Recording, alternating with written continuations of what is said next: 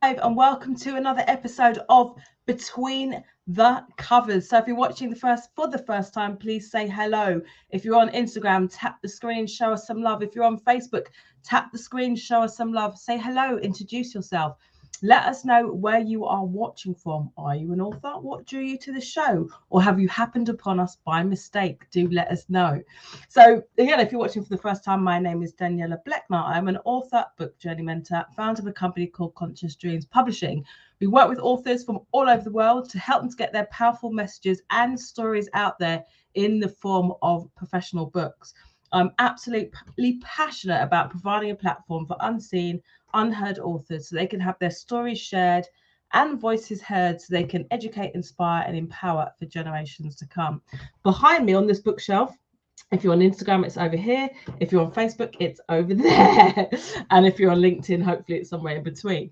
So behind me on the bookshelf are just some of the 140 plus books that we have published over the last 5 to 6 years. I'm absolutely passionate about bringing up new authors, assisting them along their book journey.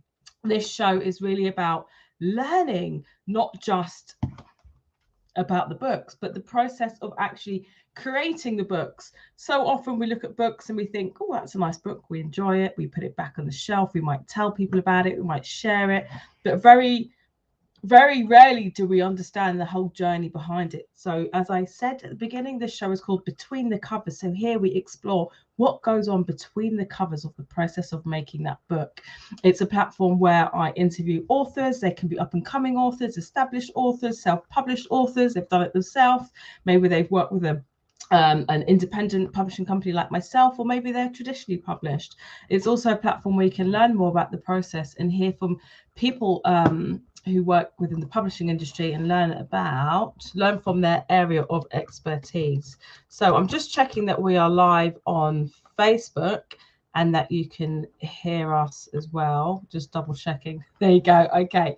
Brilliant. Just checking the sound works. Yes, it does. Excellent. So if you're watching and you find this of worth and value, please do share this out. As I said, say hello, tap the screen, show us some love. I'm going to introduce our amazing guest in a second. Just tagging her in. Okay. So today I am, and you can join in. I'm speaking with the awesome and amazing Sonia Omojola, who has written her middle grade fantasy adventure book, The Purple Potion, which is available in hardback and paperback. Beautiful, beautiful cover. Let's get her in. So I've got you here on Facebook and LinkedIn and YouTube. Let's get you into Instagram. So if you're watching, please say hello to Sonia. Show us some love. There you go. Hey, Yvonne, nice to see you. Oh, we've got some love already. Awesome. How are you doing, Sonia? I'm good, thank you. How are you? I'm good, thank you. I'm good. I'm wearing purple. I like to try and match the cover of the books. And purple is my favourite colour. So there you go. Awesome. Cracking straight into it. The Purple Potion. This is one of your little babies. Writing. Is it something that you've always wanted to do, or is it something that's just birthed naturally? I think I wouldn't ever say that it's been an ambition of mine, but it's almost been like a talent that I had that maybe got lost along the way that I rediscovered. So I kind of always knew, well, I didn't always know, but I always had a natural flair for writing. But there was a journey of me kind of discovering that this was a gift that I could, potentially bless other people with. So yeah. Okay. And tell us the Purple Potion. What is it about, and what inspired you first of all to write this? Because I found that the inspiration behind it, what got you to writing it, really interesting, especially the time of when it came about. Yeah. So the Purple Potion. So what happened was that I gave birth to my son, and when I gave birth to my son, I kind of all of a sudden, literally, rather than thinking, oh, I need to slow life down now, I've just had a baby and, just need to take it easy and nurture and, wind down. No, I literally had the opposite experience. So as soon as I gave birth to my son, I had like a surge of energy, you know, and it literally was just such a kind of like such a powerful, you know, wave of energy that just came over me that I just thought to myself, I need to do something, you know, I need to do something more with my life. I need to, you know, I need to leave a legacy behind for my son. Now that I've got a baby, I want to leave something tangible for him behind that he can, you know, it would be a legacy for him. So I thought to myself, what can I do? And, you know, I don't know if you've heard of the saying, you need to start with what's in your hand. Yes. So you need to start with what's within you. So I started to look and think, you know, what do I have within my hands? You know, what's within me? And I thought writing, you know, I can write. So I thought I just need to start writing. So that's how the book began. And I just started writing. There was no kind of like, okay, this is exactly where I see the story going. There was no kind of, okay, this is where I see the characters being formed. And so it was literally just me starting a journey of putting pen to paper and writing. But it wasn't pen to paper, it was my fingers to my phone because I was using my phone. Oh, you wrote it on your phone? Oh, I didn't know that. I did. Google Docs. I love them. Wow. Wow. I love that everyone's got their own process, really. But before going into that, you're actually the second author I've worked with who, you know, gave birth to a child, and then you had this surge of energy. I genuinely did not know how you did it at all. Did you find that, you know, as you birthed your son, it kind of, you birthed this sort of creative energy with at the same time? And how's your son received this book? Yeah. I think it was more of, okay, I've reached a stage in my life now, and I know there's things that I want to do, but I haven't yet accomplished. You know, so it was more of, okay, now's the time for you to actually accomplish those, you know, desires on the inside of you. Those, you know, those dreams that you have on the inside of you. Now is the time for you to accomplish them. So, you know, there's no more procrastination. There's no more procrastinating. So it was more of, okay, whatever excuses you have or whatever excuses you had previously, there's no time for excuses anymore. You now need to get it done. You know, it's serious now. You've got a child now. You now need to get it done. So it was more of that. And my son, so the book has been dedicated to my son Zachariah, and when he looks on the dedication page and he sees his name, it just brings a lot of joy to him. He knows that this book is his. You know, he's like, this is my book. How old is he now? He's 5. Hi, Zachariah. So hi, Zachy. He's trying to keep him out of the video today, you know. He makes a lot of noise. But yeah, so he's 5 and he was 4 when the book was published. But he had a very strong awareness that this book is about him, that I wrote this book because of him. So yeah, that blessed me as well. That's amazing. What a legacy as well. I just want to say hello to some people who've come on. We've got Evadne, we've got Michelle, we've got Jasmine, an author working with us at the moment on her book, Can Just Be Me. Hello, lovely to see you. Thanks for joining, MV. Hello. Okay, so if you've just tuned in, my name's Daniela Blackmar, interviewing the awesome and amazing Sonia Omojola, who has written the middle grade fantasy book, The Purple Potion. Absolutely beautiful cover. Look at that. We'll crack into the cover in a second. Let's talk about the title, The Purple Potion. Where did this come from? Why the title? To be honest, it was an abstract idea. So I just thought, okay, I'm going to be writing the story, and the inspiration I got was to start writing about the purple potion. And it was just an idea that was just birthed on the inside of me. And I thought, okay, this is what I'm going to call the book, The Purple Potion. And, you know, the story's going to be, it's going to be surrounded, it's going to be influenced by this title. I knew it was going to be influenced by, I didn't know exactly what was going to be in the story, but I knew there was going to be themes about the purple potion, and that this potion would, you know, cause one to live forever, And yeah, I don't want to give too much away, but yes, it was literally, yeah, I just had an idea, and this is where the title came from. Yeah. Okay, brilliant. Can you tell us a little bit about the book for those who know absolutely nothing about the Purple Potion at all? Just a brief outline. Sure. So the book is about a young boy's quest, and he's on a journey of self-discovery. So he hears about a legend. He hears of the legend about the purple potion, that the purple potion, if you find it, one would live forever. But only few can really drink this potion and survive. So this potion calls out to the chosen ones. And so he's on this journey as a young boy to find this purple potion. He feels a sense of purpose. He feels that he is the one that is potentially called to drink this potion and cause two worlds to merge together.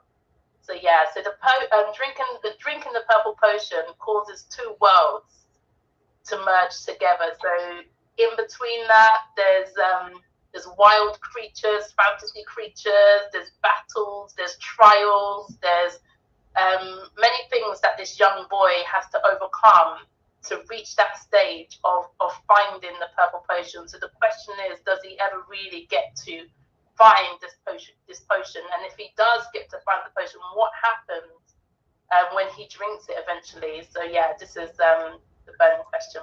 Okay, amazing. And your character is 10 years old? Is he 10? So he's 11. He's 11 years old. Right. Perfect for 8 to 12-year-olds, middle grade.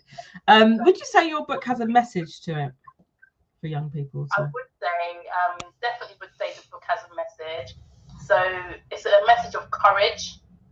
It's a message of, self-discovery, self-belief, realizing who you are on this earth, that everybody has a purpose.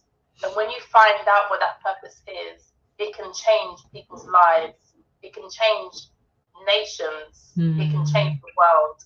So it really is about self-discovery, courage, and purpose, and just having such an impact on the world around us. Yeah, that's powerful. Thank you.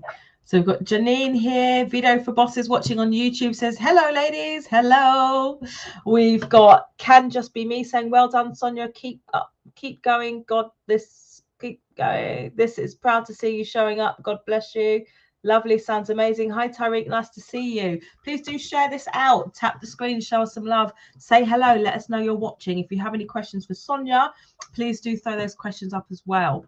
So going back to your character, I think every great story, from book to film to play, whatever, the character always has to undergo some sort of trial and tribulation, facing their fears and some kind of growth. The character must, not get to the end of the story not being the same person they were. They have to show some kind of transformation. So how important was it for you to show that transformation within your main character, Jake? And without telling us what he needs to overcome, but tell us a little about how important that was to show that growth. Yeah.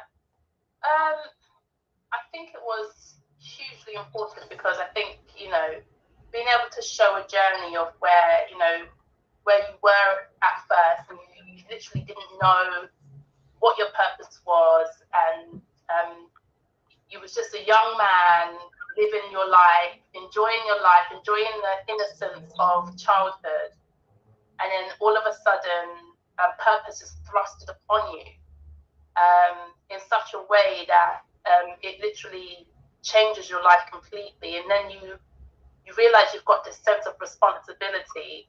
And I think it's understanding that responsibility and how your life then, how you're then responsible for changing the lives of other people. And it's a journey of being able to take other people on that journey with you, where you're experiencing fear, where you're experiencing, anxiety, where you're experiencing all the emotions that we experience as people when we're on that journey of self-discovery.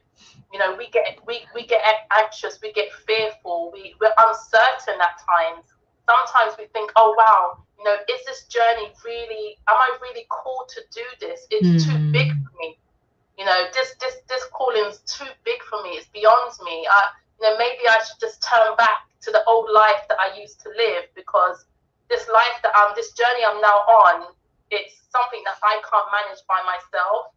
So I think, you know, going on that journey, realizing that you wish that people were around you, that were your support network when you first started out that journey, are no longer there, because sometimes when you go on a journey, the further and closer you get to that end goal, that end destination, you lose people along the way. And sometimes it might not be intentionally losing people. It might, some people may have drastically been removed from your life, you know, or you know, just life circumstances. So you then find yourself, you know, in a place where you're alone. You know, you're alone, and yet you've got this huge purpose, and you have to make decisions all by yourself. You know, so I think being able to just take, I think we all go through that process in some shape or form, but being able to take people along with you on that journey of transformation, and actually have your readers invested in your characters' feelings and emotions and experience, I think is really important. That's so powerful. And do you know what? You said a few things here I've actually looked up just now. You reminded me of a quote here. I'm actually doing a storytelling workshop, and we're talking about, you know, how characters need to evolve and change. And there's something called the hero, or I like to call it the heroine's journey, or Shiro's journey, hero or Shiro's journey, which is created by Joseph Campbell. And he says, the cave you fear to enter holds the treasure you seek. And you were speaking about, you know, you having to face your innermost fears and having to go into that cave, and almost like your character goes into that cave and has to face his fears and has to overcome all these, you know, huge tumultuous things. You know, people drop off along the way, and it happens in real life. It happens when you're undergoing huge transformation. For example, writing a book could be one, you know, doing something that makes you scared, that makes you vulnerable, sharing your story, setting up that business. And I think by natural law, or, you know, we can say God sometimes removes people who are in the way of you finding that path or that purpose. And I think you really powerfully put that and you know, attributed that to your story as well. That's fantastic. Thank you. We've got Dilys Silla, sorry, who's saying, congratulations, Sonia, book sounds amazing. She's another one of our authors, Not This Widow. Hey, Dilys. If anyone's got any questions for Sonia, please do throw them up. Jasmine saying, loves it, love it. Amazing. So talking about the writing process, you know, you wrote your first draft. How long did it take you to write that first draft? And tell us a bit about the process. Okay, so, oh my goodness. So yeah, so this was a really long process. I mean, it was a really long process. I mean, writing the first draft probably took me about 3 years just to write the first draft, maybe 3.5 years. So along that way, I wouldn't say I was writing consistently, you know, every single day or even every week. So there was times, you know, life happened as well along the way, you know, and you get what some people call writer's block sometimes as well. And that might take the form of, you know, you just not being in the space to write. Yeah. You know, not feeling that the environment is conducive to your creativity. So that happens as well. So I think, so for me, it took probably about 3.5 years to do the first draft. And then bear in mind you had just had a child as well. So I mean, come on. Yeah. So I just had a child as well. So new to motherhood, you know, new to raising my son. So experiencing all of those kind of complexities along the way. And going back to work as well was another one, which was a huge change for me as a first-time mum, having to leave my son and go back to work was quite challenging for me as well. So that was all. There was quite some challenging moments for me on this journey of writing, but I continued to write nonetheless. So once I submitted that first draft, I received some feedback. I submitted my first draft to Conscious Streams Publishing and received some feedback. But actually, prior to that, I actually gave the book to some friends who were quite creative just to read over for me. And they also gave me a few ideas here and there. And, you know, so yeah, that was really, really helpful along the way. And then, yeah, so after submitting my first draft, I think the editing process probably took, because it was during the lockdown period, wasn't it? So probably took about a year as well, nearly, I think, in the end. I think on and off, yeah. Was it a year? On and off, yeah. God, was it a year, the actual writing? It was nearly back and forth editing, and I think, I think it probably took about 9 to 12 months for the whole process. I mean, that includes the cover as well, obviously, not just the the whole process, the cover and everything, and then 9 months, the birth of a child.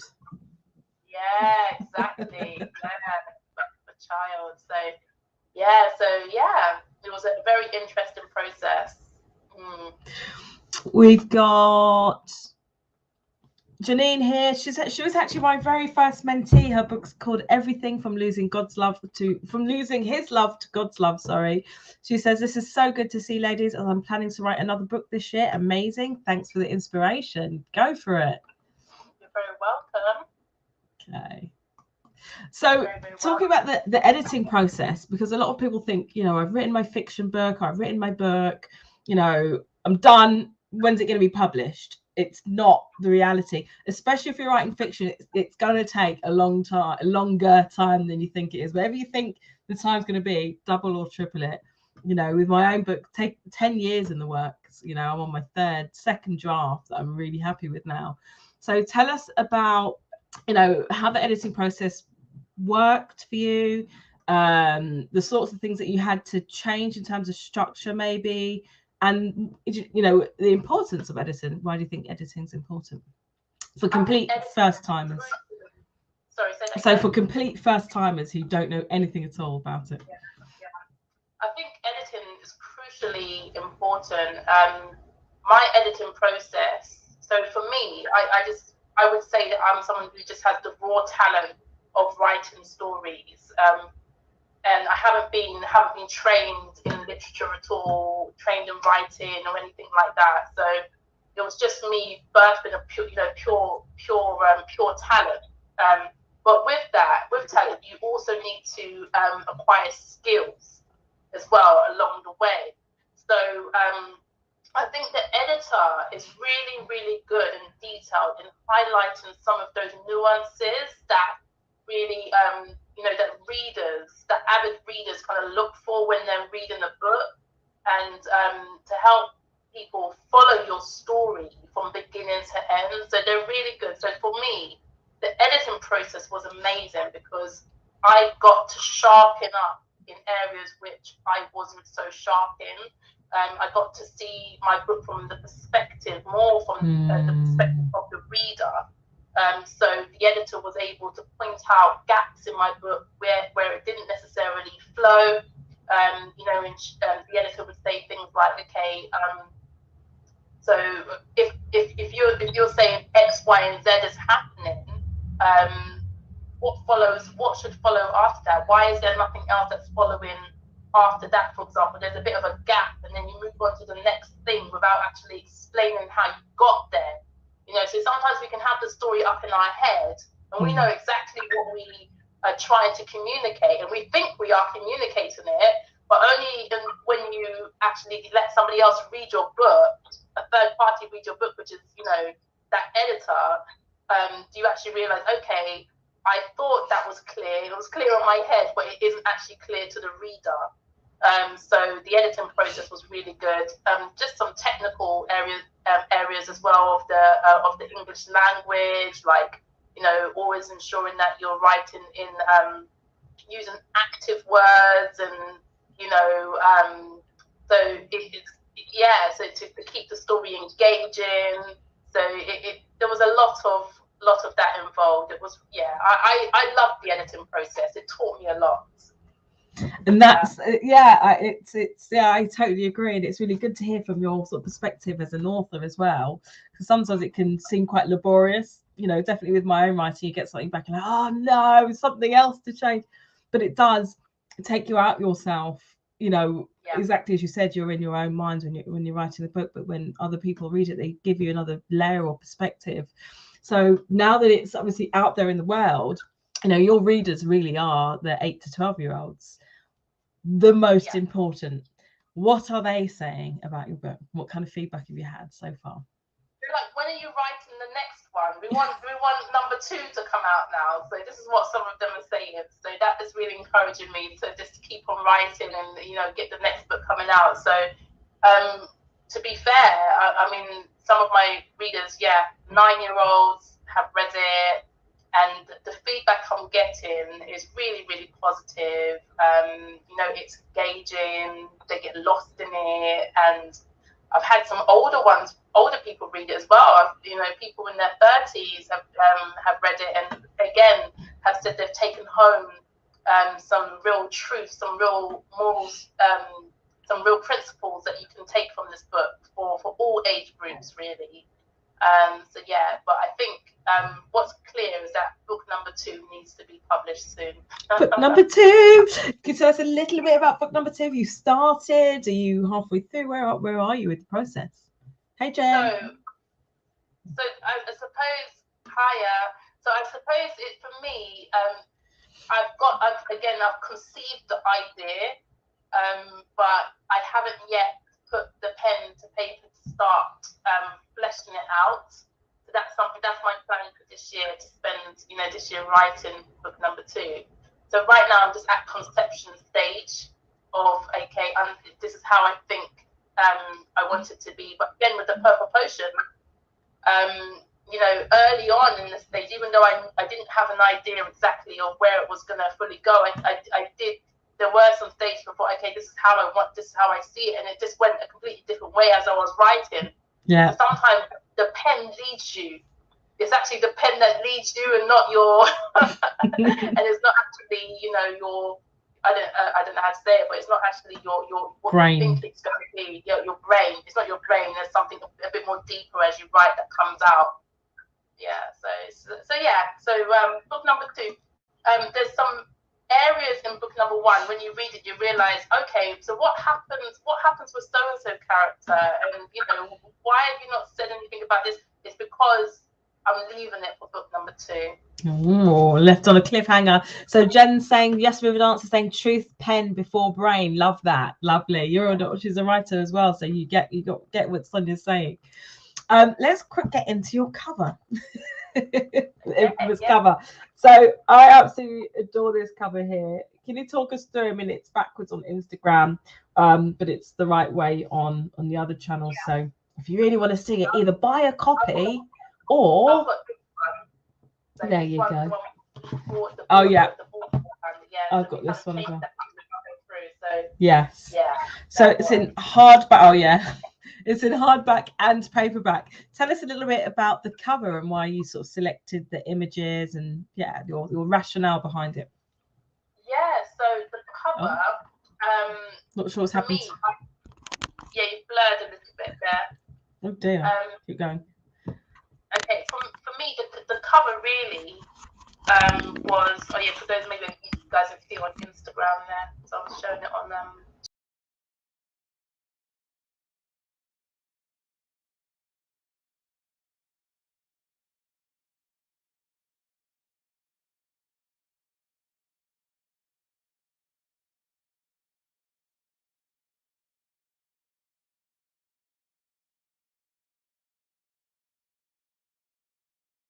I saw a house.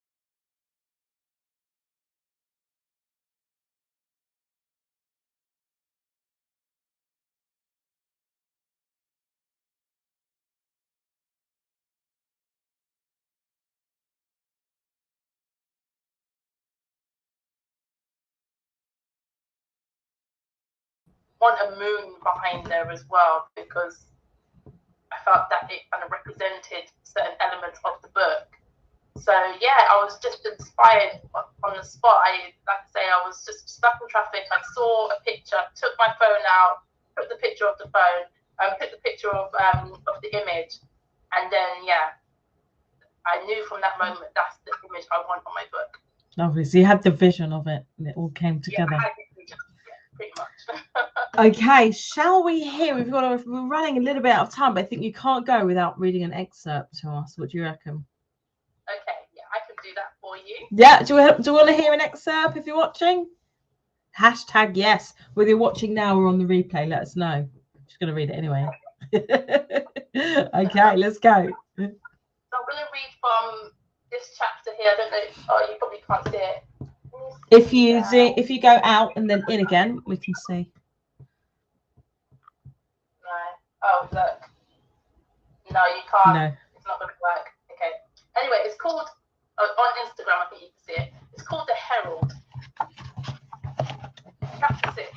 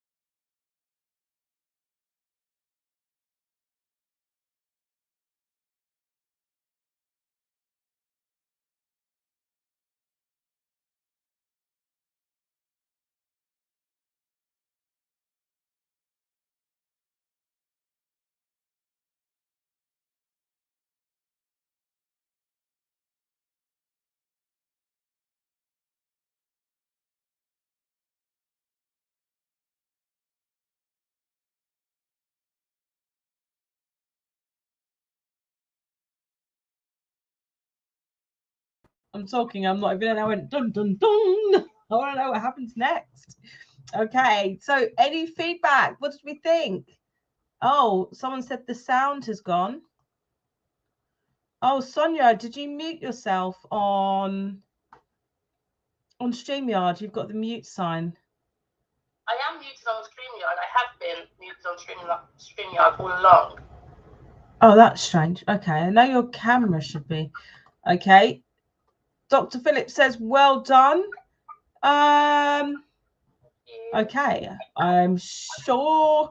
Can you let us know, Philip, if you can still hear both myself and Sonia? Maybe that was on. I'm not sure what happened there, but yeah, I think we could all hear you. That was beautiful. I love the attention to detail in that particular chapter as well, that particular excerpt. Why did you choose that excerpt? Oh, Jasmine says, amazing. I'm going to buy the book. Fantastic. Riverdance says more. Yes, love it. Excellent. Lovely. Okay, when you go to a single picture with Sonia, the sound goes. Okay. Whoops. Okay. I hope that wasn't the case on Facebook, but if you missed it, You just need to buy the book. Sorry about that. Yeah. Or pop over to Instagram, Conscious Dreams Publishing, and you can catch the replay on my timeline. So tell us, where can people buy your book and how can people connect with you? Okay, so you can connect via my Instagram page or my website, which is soniaomojola.com. The book can be purchased on Amazon. It's in Waterstones. It's in Barnes and Noble. Pretty much all kind of book selling platforms. The book is there. So so it's available for purchase anywhere. Fabulous. And if you're on YouTube, Facebook, or LinkedIn, I've got the link to the book there anyway. If you're on Instagram, again, you can go to Amazon, Waterstones, anywhere online. Just type in Sonia Omojola. Go to her website and you'll be able to get a link to it there as well. I've put her website into the chat box as well. Fabulous. Our time has run out. So can you leave us with some, a little bit of a gem? Can you drop us a gem here? Something that you want to leave your final words. I'm struggling to get my final words out. What's wrong with me? Final words. Yeah. What would I say? I would just say, believe in yourself. Don't doubt your capabilities. And I think, especially for those of us who are mothers as well, I would say to you, let your children be your inspiration to do more, to do greater, and to use your talents. I think as mothers and parents, both mothers and fathers, when we have children, sometimes we feel like time consumes us and we don't have the time to do many things because of childcare. But I would just say, I would encourage you to let your children inspire you to birth your talents. And just go for it. Beautiful. Thank you so much. I've popped your details into the chat box as well. SoniaOmojola.com. I've done that on Instagram as well. Jen says, yes, they are my gurus. Jasmine's giving lots of hearts. Thank you so much, everyone, for joining. I have been Daniela Bleckner, interviewing the awesome and amazing. Say your name. Catch her at her website and do get a copy of the book. And what would be amazing if you could take a picture of yourself with the book and tag myself and Sonia in. That'd be really great. And please do leave reviews for authors. It really, really helps if you leave a review on Amazon or whatever platform you bought it from. Please tune in next week, 7 p.m. GMT, 2 p.m. EST, where I'll be interviewing our youngest author. Let me take that off. Her name is Tiana Rose, and she's written this book. Look, if you've been following me, you would have seen a lot of promotion here. My Afro Twin Best Friend. She wrote this herself. Beautiful illustrations inside. That's all I'm going to show you. If you want to get a copy of the book, get it before the interview, and you can let her know how you found it. So it's going to be her first proper interview. So please come and support her as well. All right. Thank you so much, everyone. We will see you next week. Thank you, Sonia. Bye. Bye.